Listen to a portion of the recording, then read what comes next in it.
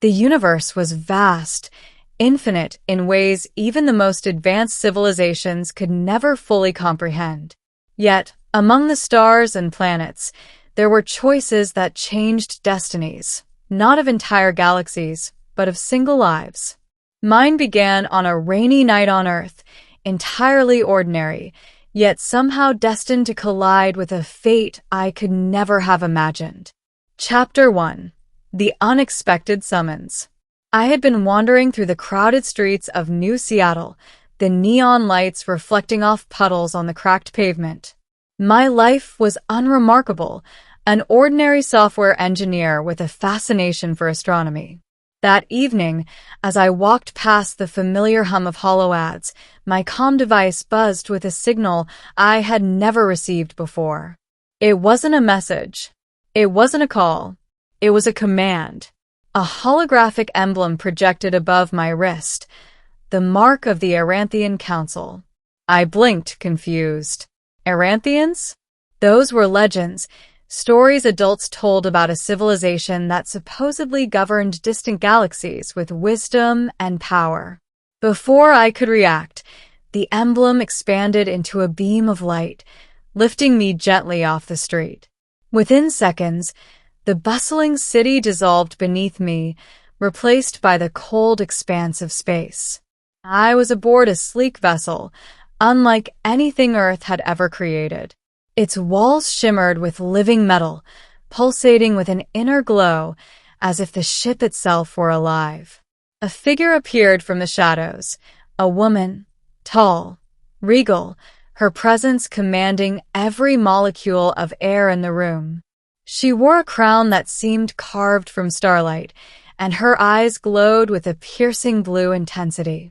"I am Queen Lysara of the Aranthian Empire," she announced, her voice echoing with authority. "And I have chosen you, human." I swallowed hard. Chosen me? For what? To shape the destiny of our worlds. To bridge our civilizations. To be more than you ever dreamed. Chapter 2.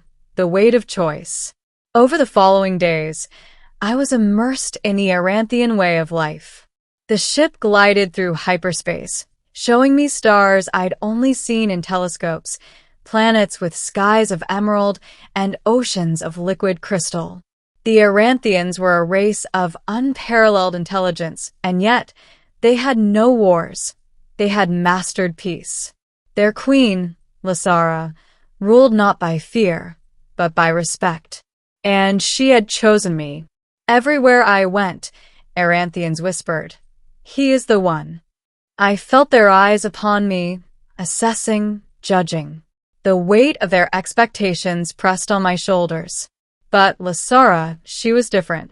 She treated me with respect, but there was an undeniable intensity in her gaze, a spark that hinted at something deeper than diplomacy or duty. One evening, as we watched a binary star system swirl in the distance, she spoke softly. "You may wonder why I chose a human, a mere mortal, to share in our legacy." I nodded. "I do." Her eyes locked onto mine.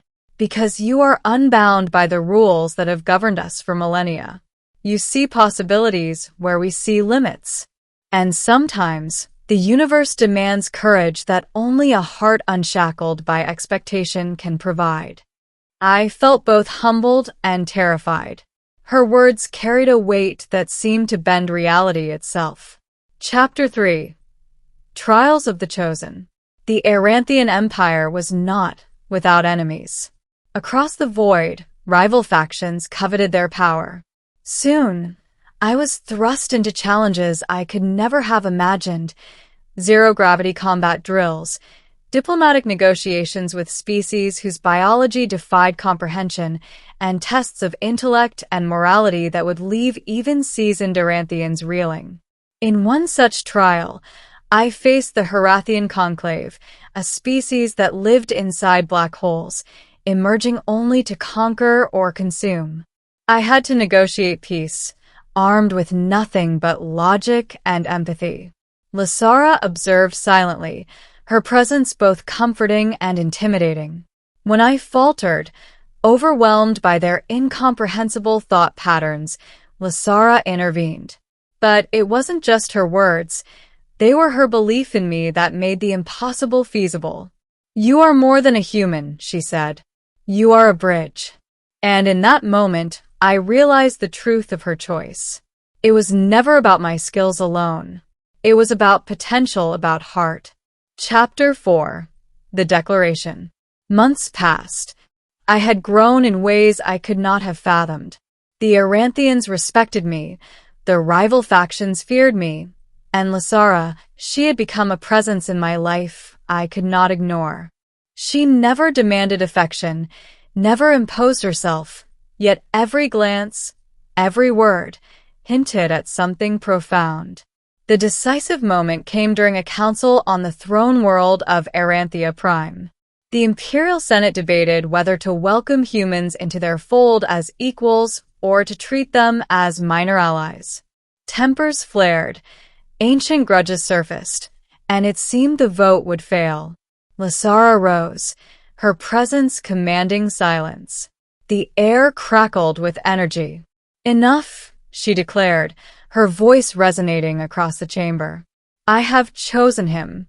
I, Lasara, Queen of the Aranthians, have chosen a human to stand beside us, to shape the future, to remind us that greatness is not bound by species or birth." Gasps echoed through the chamber. Senators whispered, some in shock, some in awe. She turned to me, eyes blazing with conviction. "You, human, are our future, and I will not allow tradition to blind us to what we need. You will stand with me. You will lead. You will shape history. And nothing, not law, not fear, not prejudice, will deter us." I could barely breathe. Her declaration was more than a statement. It was a promise, a bond, a call to destiny. Chapter 5. The Battle for Unity. The weeks that followed tested every lesson I had learned. The Aranthian Empire faced an invasion from the Voidborn, a race that existed as living energy. Ships disintegrated as they approached. Weapons melted under their touch. Every Aranthian fleet was at risk. Lasara and I devised a strategy unlike anything ever attempted. It required not just courage, but intuition, trust, and the unpredictable creativity only a human mind could provide. We worked side by side, planning maneuvers that bent the very fabric of space-time. During the battle, I was at the helm of the flagship, guiding a squadron through collapsing starfields. Lasers and plasma arcs cut through the darkness, and I realized something extraordinary. I was no longer an ordinary human. I was part of something far greater, a symbol of unity, hope, and defiance against chaos. As the final Voidborn ship disintegrated, Lasara appeared on the bridge. She placed her hand on mine, her touch radiating warmth and affirmation. "You've done it," she said simply. I smiled, exhausted, exhilarated, and utterly alive. Chapter 6. Acceptance and Bond. The council convened again, but this time there was no debate. Lasara's declaration, my actions, and the victory against the Voidborn had sealed humanity's place in the Aranthian Empire. But beyond politics, something else had shifted. That night, aboard the throne ship, Lasara approached me privately. Her crown glimmered softly under the ambient light, her blue eyes fixed on mine. "You see, human," she said almost tenderly, "choosing you was never about politics or duty. It was about understanding, about seeing the courage, the morality, the heart that resides in your species." I stepped closer. And, oh, what now? Her lips curved into a faint smile. Now we shape the future together. As allies. As partners. And perhaps something more. The words hung in the air like a star about to ignite.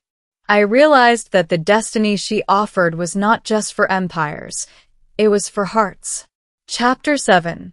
The Ending, A Choice of Destiny. Years later, I stood on the balcony of the throne ship, overlooking a galaxy alive with color and possibility. Humans were now recognized as full members of the Aranthian Empire, and our two civilizations thrived, exchanging knowledge, art, and philosophy. Lasara joined me, her presence as grounding as it was exhilarating.